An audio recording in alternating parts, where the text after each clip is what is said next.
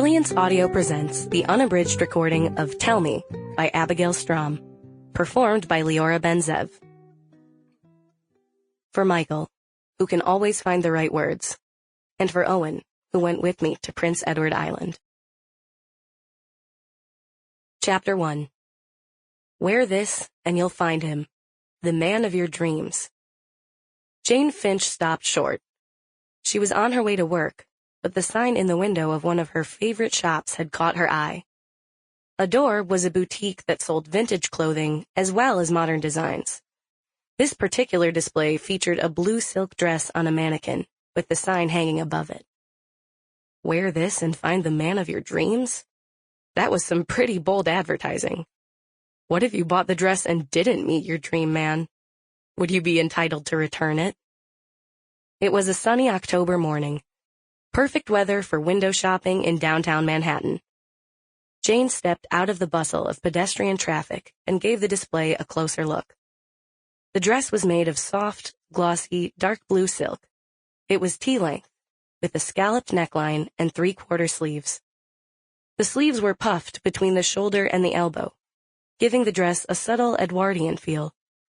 It was beautiful. Beautiful and impractical. When would she ever wear something like that?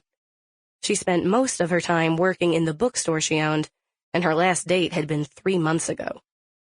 When she went out with friends, it was to the movies or a coffee shop, not to opera nights or cocktail parties. The dress was gorgeous, but it didn't go with her lifestyle, and it was bound to be out of her price range. She might as well gaze longingly through the window at Tiffany's. Come on, Jane. It wouldn't hurt to try it on. That was the voice of temptation, and she almost gave in to it. But she had to open the bookworm turns, and on her way there, she had a novel to outline. That didn't leave time to try on beautiful clothes she'd never buy. But as she continued down the sidewalk, it was hard to go back to the hard-boiled detective story she'd been plotting.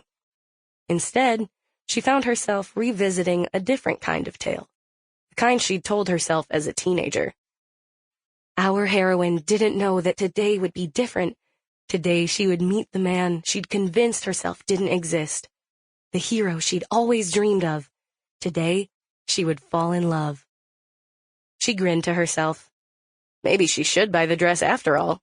Then she could sit down on a park bench somewhere, gaze wistfully off into the...